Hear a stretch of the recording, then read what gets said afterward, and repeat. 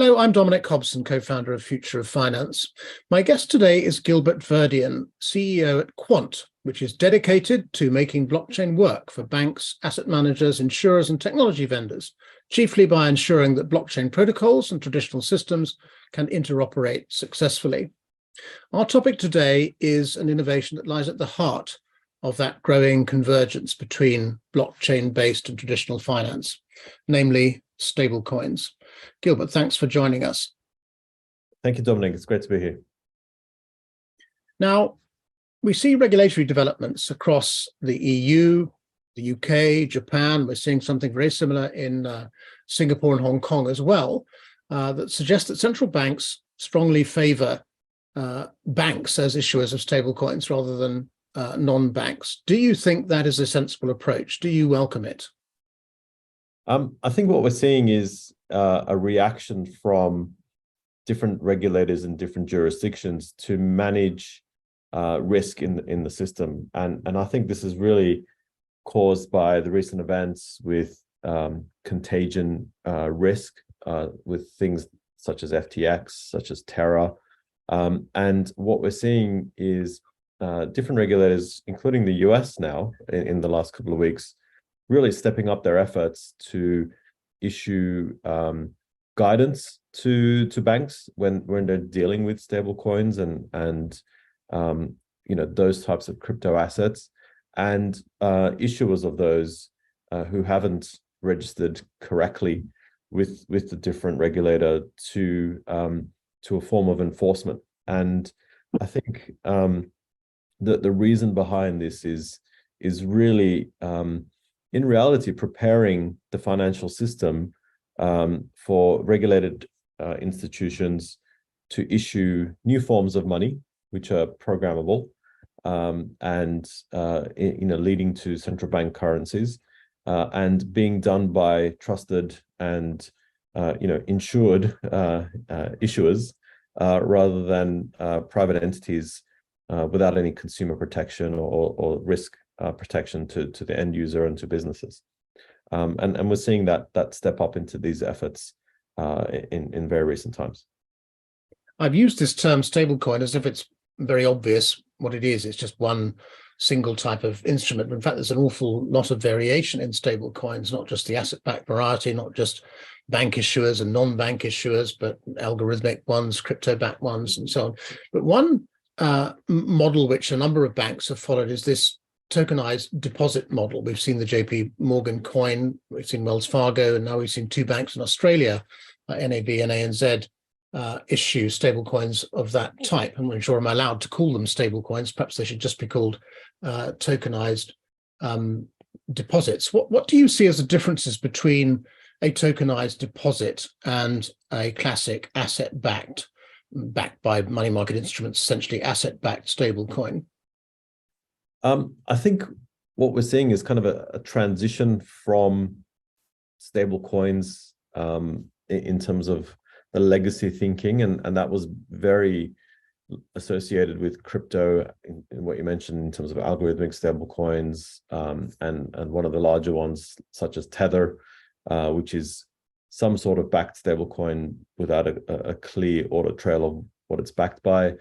And I think what we're moving towards is to the institutions issuing stablecoins, that they don't see it as stablecoins, but what they're doing is they're issuing tokenized forms of money and commercial bank money, which is most likely bank deposits.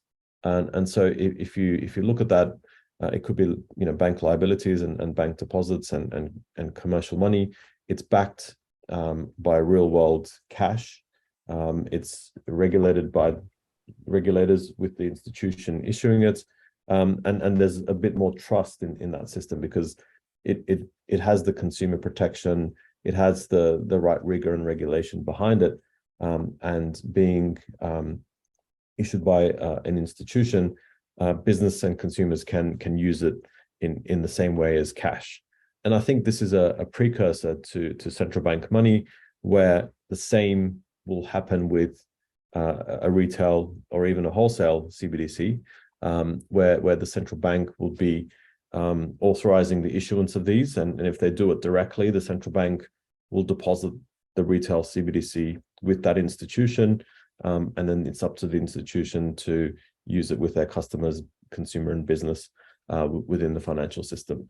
So I think we should start thinking about it as smart money or programmable money backed by bank deposits in the real sense of the word.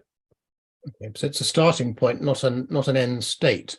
But one of the characteristics of that start point of these tokenized liabilities, these tokenized deposits that you've referred to, is at the moment they're usable only within the closed network of the bank itself, in effect on a private permissioned blockchain network, not a public one, and therefore it's restricted to transactions between existing clients of the bank. Although I did see that JP Morgan is working with the Monetary Authority of Singapore on its coin being used on a public blockchain network. I don't think that experiment, the results of that experiment, not been published yet. So we have these tokenized liabilities usable within the bank.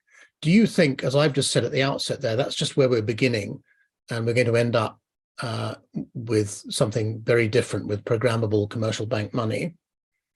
Yes, I believe so. And what we're seeing is the initial steps of innovation and aligning to regulation by each bank within their jurisdiction.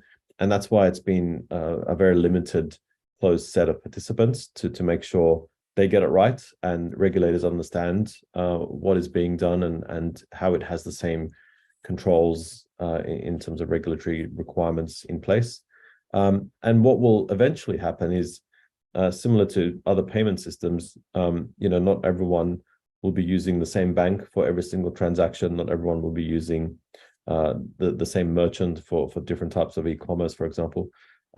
All of these systems will need to be linked together, and they need interoperability between them because customers will be banking with their preferred banks, and they would like to be able to use the money in their bank account in terms of acceptance in other areas outside of the bank. So what we'll see is a link up of commercial bank deposits between the banks itself through some sort of interbank network, an existing one or a potentially new one. And then wider than that, we'll see interlinking and interoperability between jurisdictions within one jurisdiction to another country for kind of global cross-border use cases where money can roam between different systems and have the same rigor and compliance with what regulators expect domestically and internationally. So it's quite an exciting evolution of where things are heading, but it has to start somewhere, and that's where we are today.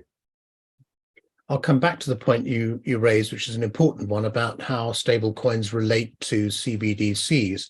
But before I do, can I ask you a very basic question, which is, why are banks, and I gave a list there, there's several more initiatives, including a consortium one in the United States, why are banks interested in issuing these stablecoins? Are they thinking of this in terms of what I'd call a wholesale or institutional market they're going to service, or do you think in the long term, as you've begun to say, I think that this is actually a retail play? We're going to end up with interoperating private bank monies on these networks, which can enable the users to transfer value between them, irrespective of which bank you start with. In terms of banks, they are benefiting from the existence of digital assets in the form of a tokenized deposit or tokenized money. They're able to use that in conjunction with cash, but as a replacement for cash, as a digital asset replacement for cash. And what that means is, on the wholesale side, banks who have settlement between them, large value transfers happen in almost real time. That can be used to fund the liabilities between them. And what that means eventually is freeing up cash that the bank needs to hold to be able to be used for lending and payments and pushing through for their customers and into the system. So it frees up a lot of liquidity, and it simplifies settlement between different types of banks on the wholesale side, because you can swap an asset very easily between them, a wholesale digital asset, for example. And then eventually that can be redeemed for cash as a central bank deposit if they need to. On the retail side, what's really exciting for banks is this is a new payment instrument. So if you look at money today, it is quite limiting because the architecture of money is quite binary. It's a buy and a sell, it's a push or a pull, and that's the most it can do. With a tokenized money, with a tokenized deposit or tokenized liability, money automatically has the ability to be programmable, and logic can be applied to money. So you can ask it to do things which traditional money just can't do, and that means in real sense, businesses and consumers can really simplify and add steps for money to take until they're happy with an end result in terms of a transaction or a settlement or completing a house purchase, for example. So a good example of that is if you're a buyer and you're looking to procure a large service from a vendor of some sort. The vendor is there to deliver whatever you're contracting. There's a lot of counterparty risk, so you're not clear on how well they can deliver that service until the end. On the vendor side, they're taking on a contract with the clients. They're not sure if the clients can firstly pay or during the life cycle of a project, will they exist? Is there going to be some sort of issue with payment and receiving what is contractually owed? So to manage that counterparty risk between these parties, you can use programmable money for the buyer to basically digitally escrow the funds, and that means they're good for the money and they can pay for the services once they're complete, and then it's an incentive for the supplier to deliver really good service and make sure the client is happy, because what will happen next is a third party can come into this transaction, verify that whatever the service or the good that was purchased is in accordance to the contract. It's been delivered to code. It meets all the requirements, and it's independently assessed. And once that's done, they will sign off that this money can be released, and then automatically the money can be sent to the actual vendor. So it makes the supplier's job easier because they know they can get paid, and it makes the buyer's job easier because they know that it can be independently verified according to what's been contractually agreed. So that's just one step that you're doing that's different to today's transactions, but it's an important step because it removes a lot of friction, a lot of counterparty risk, a lot of uncertainty, and then it makes sure that participants are delivering according to the rules, and it's independently checked. So it's a great new type of use case that you can't do today without a lot of complexity and without a lot of third parties. Mm-hmm. And you see it as a significant advance upon e-money? Yes, and e-money, it exists digitally. It's a dollar and a pound and a euro exist in your bank account as digits, and they are in its nature digital, but it's the transacting and the executing of e-money that we have limitations with today. So we're not easily able to complete a complex business workflow or a process with current forms of money, and that's why we have a lot of checks and balances in the transaction. We need independent auditors to verify things. We need third parties to reconcile accounts on both ends to make sure things balance from an accounting perspective. And then the time that it takes to do this and the cost it takes to do this is huge for organizations. And what this new form of money does is it removes that complexity and applies better risk mitigation by managing counterparty risk. Like it's a much more flexible instrument, isn't it? Because the problem, I suppose, with e-money is this money has to sit there, be segregated, can't go anywhere. The bank can't make a return on it. Whereas with the stablecoin model, they can. So it kind of makes commercial sense for them as well, does it not? Yes, and by having idle deposits of commercial bank money being tokenized and utilized in a new form, it really creates a lot of liquidity in the system. So it opens up a lot of potential for innovation and growth, and it really manages the risk to the system better, because you're really understanding the velocity of money and the transactional use of money in real time, because you can see this, according to a blockchain ledger, for example. And have you seen evidence that the regulators are up to speed with the implications of tokenized deposits, tokenized liabilities? I'm not quite sure what I'm asking here, but I'm thinking of things like what happens to deposit insurance if a bank in effect sells some of its liabilities through the issue of a stablecoin. I think they have, and they've really gone back to economics and basically the letter of the law. And we know central banks have been looking at this for years, because CBDCs have been ongoing for almost 10 years today.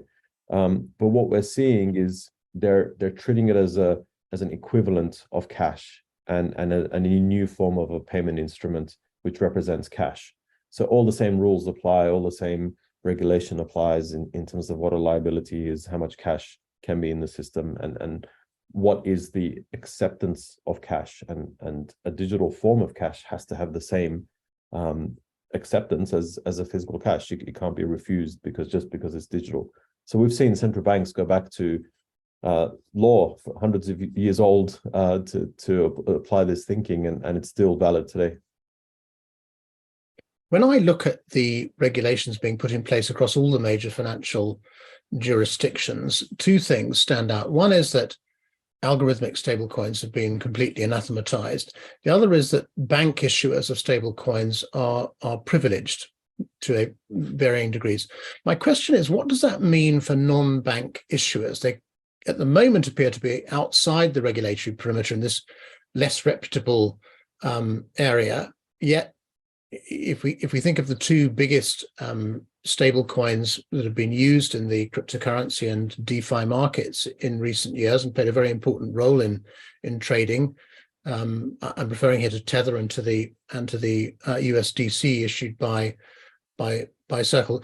Do you have a sense yet of how they are going to be regulated? Do you expect them to bite the bullet and apply for banking licenses, or are they going to be put into some other type of category? Do you have any sense of how regulators are thinking about them?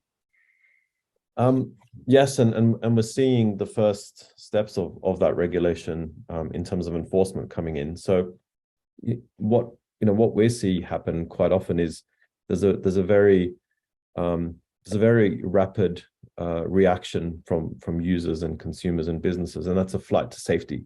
So when you see something that's risky, it's human nature to either run away or fight or flight. And what we're seeing is institutional money that's been put into the system moving to more regulated safety in a way. And in the sense of an unregistered privately issued stablecoin, eventually that won't be a trusted means of currency, and what consumers, institutions, businesses, users would migrate to is something that they know is safe, that they know is backed and issued by a bank, and if something happens, there are guarantees and consumer protection, insurance for one thing built in, and they're able to recover their money. And I think recent events have shown, especially with things in the media such as Celsius, if you don't own the keys to your money, it's not your money, and people have lost savings and personal money on these things. Whereas if an issue happens with the bank, that the regulator can enforce, and you will, in most cases, if it's fraudulent or accidental, in some cases, get your money back. So what people would migrate to is a bank issued trusted equivalent money, and that could be a commercial stable coin, it could be tokenized deposits, tokenized liabilities, or a central bank digital currency, and they would use that for the new type of payment instruments, which is quite a novel and innovative way to use money that's fit for the 21st century. I'd like to pick up a point you made earlier about how you expect this future to be characterized by banks issuing their own forms of programmable money. Now, banks have, of course, always issued their own forms of money. If we go back a couple of 100 years, bank liabilities became the main form of, particularly of paper money. But of course, since we've had central banks, the bank money has been available only in a kind of generic form as commercial bank money. It's been layered on top of central bank money. So it's all been a kind of fungible set of fungible sets of national fiat currencies. Now, if we are entering a future of the type you've described, where banks are issuing their own forms of money, these stable coins, which may be programmed in different ways, is there a risk here of localization? And you've explained how making these networks on which these bank currencies are issued become interoperable, but is there a risk here of some kind of localization or balkanization of the monetary system, or of monies getting trapped? I'm not sure it's necessarily a bad thing, but money getting trapped in particular geographical areas. Do you see that as a potential problem, or are all these forms of money going to remain fully fungible? These forms of money will continue to operate in the system as cash does today. So it is redeemed and accepted anywhere. And the eventual migration to a digital form of programmable money, it doesn't mean that there would be 20 different types of pounds. A pound will be a pound. If it's digital or cash or e-money, it's still a pound that's issued by the central bank. What commercial banks can do is take a form of money and use it within their client base and their perimeter in a way. But that money is not allowed, it won't be allowed to only be limited to be used on ATMs that are only issued by that bank, point of sale systems that are only linked to that bank's merchant system, or accounts that are only opened with that one bank. That creates silos, and that's not what regulators want. Regulators need a free-flowing financial system that's interoperable and redeemable by any form of money that's issued on it. So we're just going to see an evolution into programmable smart money, but it can be used in any system, in any form across the financial system. And the exciting thing is, by having smart money and programmable money, we're not going to be limiting bank accounts to be only used domestically within that financial system. So we have the opportunity of allowing risk-free, seamless acceptance of your bank account almost anywhere in the world, without worrying about large FX fees. Maybe credit card debt, for example, can be reduced because you're doing bank-to-bank transactions cross borders in the same way that you are as you would in your own jurisdiction. I'm glad you brought up that cross-border, cross-currency point, because it occurs to me that although the regulators in all the major jurisdictions are going down a common path in terms of how they plan to regulate these stablecoins, they've also all been equally enthusiastic about the possibility of stablecoins doing exactly what you've just described, making those cross-border payments cheaper, faster, more accessible, and indeed the costs of doing them more transparent. Do you worry, though, that regulatory consensus might not hold and might not even be advantageous? In other words, some of these jurisdictions may start to get concerned about that and impose tougher regulations on stablecoins, while others might want to go for more liberal regulations, and so you'll get this sort of regulatory arbitrage emerging in stablecoins and a kind of race to the bottom in terms of the assets that back these stablecoins. What's your feeling on the balance of advantage between a common regulatory approach across the major currencies and major jurisdictions versus a bit of regulatory experimentation between jurisdictions. Otherwise, a bit of localization in regulation might throw some grit into the machine, into the flows. And that might be a good thing as well as a bad thing. Where do you think the balance of advantage lies between local regulation and global regulation? I think regulators have to balance what's right for their jurisdiction and domestically for their citizens and for their domestic banks, but they also have to balance what is right for the country globally and its presence in the wider global market. And what we see is really an alignment of regulation in slightly various forms within different regulators. And they're most likely saying the same thing, but just regulated in a slightly different way. So, customer fund ring fencing, investment protection, consumer protection, all the things that they're building in. But they're also encouraging innovation, because innovation means better competition, better choice for consumers and businesses, lower fees, and more growth potentially.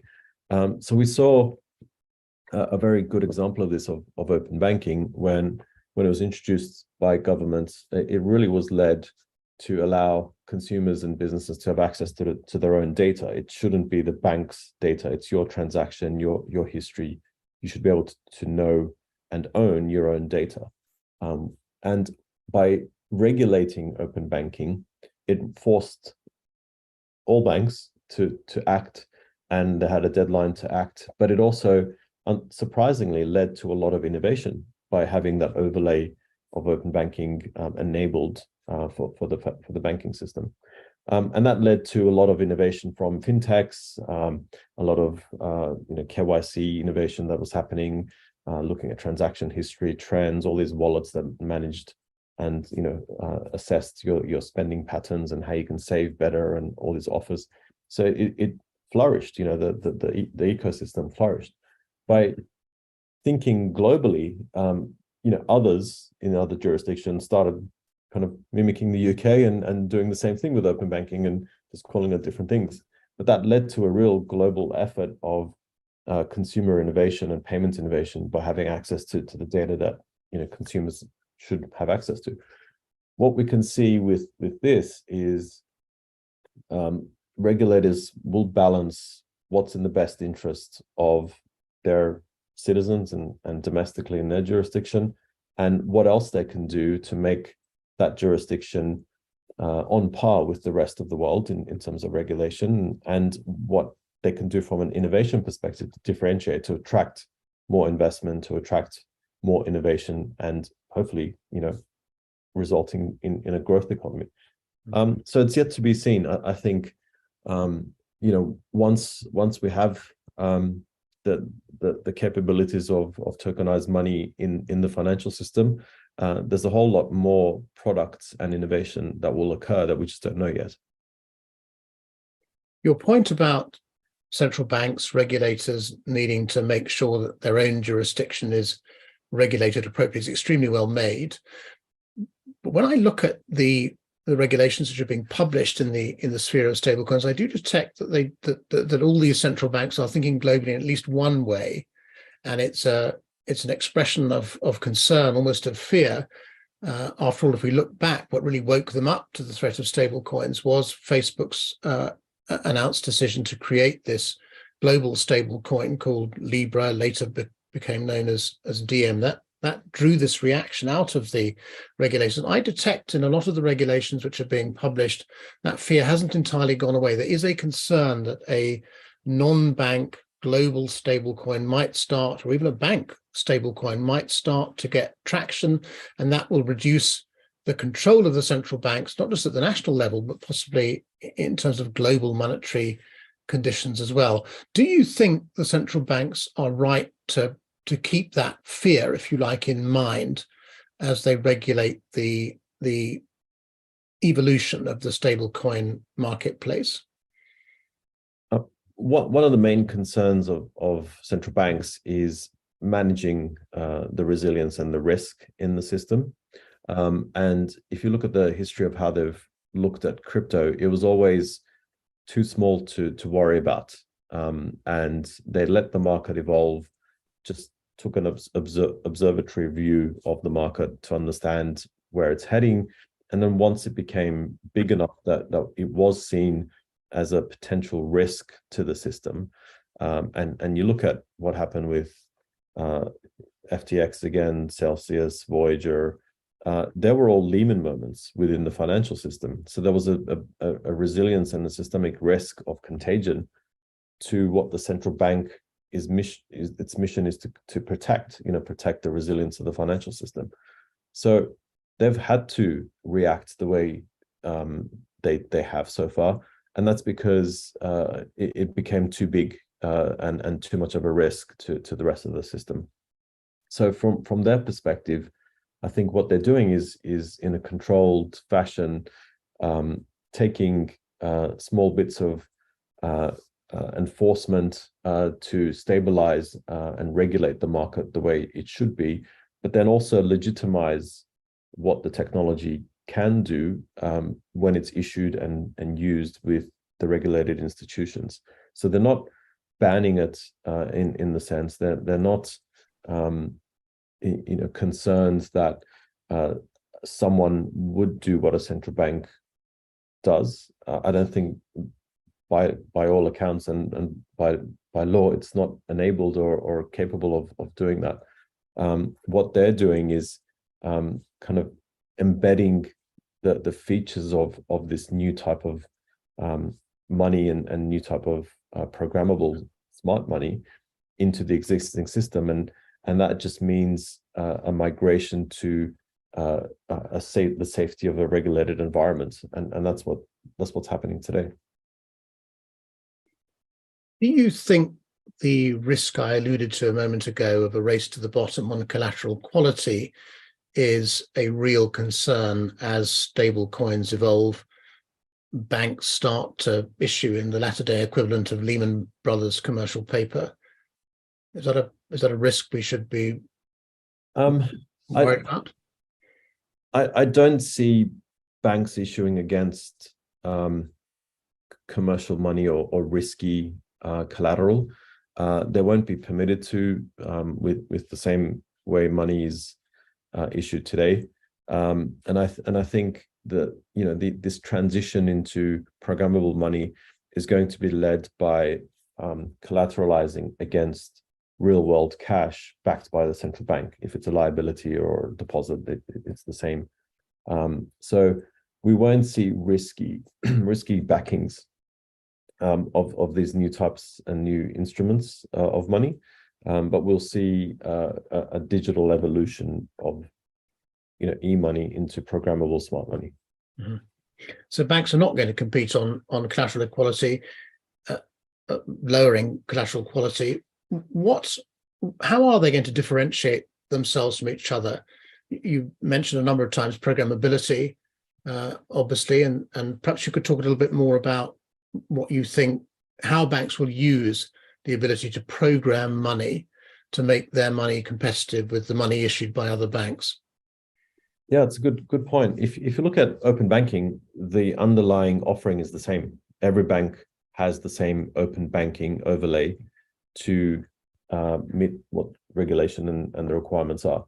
But where they're differentiating is different types of products and services that use that overlay that fit their customers best. And if you think about programmable money, some banks may issue, let's just say in the example that was given, the potential to settle invoices quicker by offering a discount of that if you use a bank provided third-party assessor in that transaction. So they can do the assessment services on behalf of that transaction between the buyer and the seller. Some banks can add other types of overlay services. So if you're doing FX, they can make your transaction settle in another jurisdiction because they're a global bank, and they could use both sides in order to do that. And some banks can create new types of neo-bank fintech products using programmable money.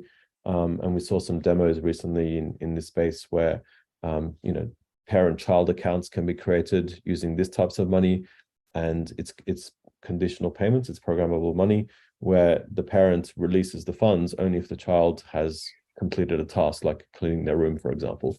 So offering new products that fit their market in their jurisdiction, but these products don't exist today. So this is all new technology, new products based on programmable money. So you'd expect consumers and companies to use different banks' monies for different purposes. Is that very different from the way they use different banks for different purposes, or is it going to be a whole new world, not just a change from what we do today, modest change from what we do today, but actually something very revolutionary? Is using money for different banks' money for different purposes very different from using different banks for different purposes? I think so. And consumers, we live in a very digital world today, and the way we interact with any platform or with any entity is very digitally native. So consumers' behavior and business behavior has changed and evolved quite a lot since 10 years ago, where we've moved from very accepted paper type of transacting to almost all digital with no human interaction. And that's where society is heading, and it's going to get even more digital as we progress. So consumers need and businesses need the right type of money for the way they live today. Things are very different to the way they were 10 years ago. So the new types of products that can be created on top of a programmable money foundation would shape how people can use their money for different use cases. And we're seeing that, in today's world, some consumers have different types of accounts. They've got virtual cards with one bank because it's deemed safer, because they don't want to carry a physical card and have the risk of someone stealing it. Other consumers are using traditional banking in a different way because it provides them the ability to do foreign exchange better, because it fits their requirement from a B2B perspective, for example. So consumers will no longer need to be banking with the one bank. They have choice, and payment choice is a great way to create innovation. It really opens competition up, and it pushes the industry to create the right products for consumer and businesses and serve that market. So we will see new forms of products, new forms of money, from lending and payments and savings and other things that can be done with programmable money, which can't do today. And people will adopt different types of money and different types of banks for their particular use cases. I promised to come back to the relationship between stablecoins and CBDCs, central bank digital currencies. Whether stablecoins are going to be programmable or not, they are all going to be pegged to their native currency, and that native currency may possibly be available in a CBDC form. And an easy way to think about how that might look, or the way I find easy, is to think of money in layers. So you've got all these commercial bank monies layered on top of the foundation of a central bank digital currency. Am I missing lots of advantages from a pyramidical structure like that, which we haven't had before? So we have these stable coins, they are pegged to these CBDCs. Is that going to open up whole new possibilities, or will it operate very much like the monetary pyramid does today? I think if you come back to the BIS paper from 2019, I think it was the flower, the financial systems, the flower, and I forget the right term they called it, but it showed where money fits: wholesale money, commercial money, liabilities, cash, and in the middle was the space for central bank money, and with that, commercially issued tokenized money or tokenized deposits, such as stablecoins. So they all have their place within the system, and they all have different features and functions within the system. On the wholesale side, I mean, the evidence is there. It frees up a lot of liquidity in cash between the interbank participants and the central bank. And that creates a lot of opportunity to push that money into other systems, such as consumers or retail or otherwise. And then on the retail side, programmable money, such as a commercial stablecoin or a CBDC, a retail CBDC, can be used as a form of acceptance for different uses. So I don't think they compete. Their use and functionality overlap. And it's the same as the system today. I mean, you're not using a retail P2P payment to pay for a house purchase, which is done on the CHAP system because it's large value settlement. And you're not using batching in a BACS type of system to pay a retail payment that you would when you're buying a sandwich lunch.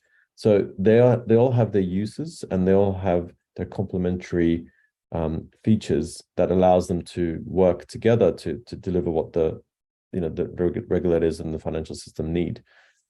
So I think it's to be seen how they all fit and work together once they are actively used out there within the financial system and on various different types of use cases.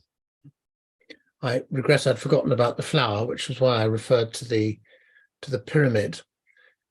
I have one final question for you, Gilbert, and as a result of my failure to choose the right metaphor, this question may be a bit too linear, but what is fundamentally going on here? Do you think stablecoins are leading CBDCs, or CBDCs are leading stablecoins, or are these running on parallel, sometimes overlapping tracks? But are they part of a much broader movement towards this smart programmable money you've come back to again and again during this conversation? Who's dictating the direction and the pace of progress here? Is it central banks, or is it innovators in the commercial banking and non-banking sector?